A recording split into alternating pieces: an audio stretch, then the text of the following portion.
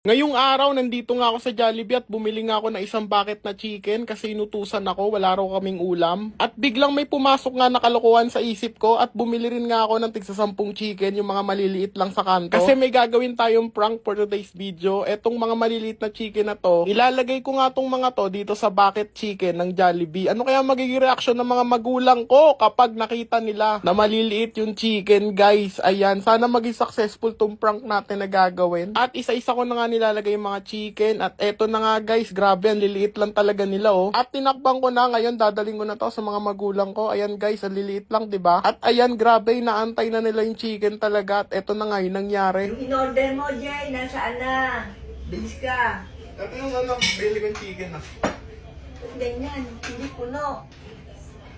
Konti-konti. Ay, liit. Ito sisiw? Wala, Hindi pa yan yata, na maliit yan. hindi pa yata lumaki to eh. Ano ba i-order ko? Sa ano, Jollibee? Bakit ang liit?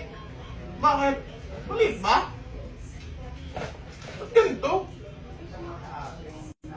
Ito puro leeg yata to eh.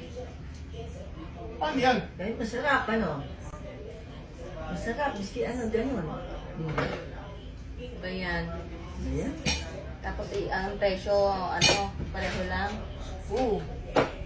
Yan.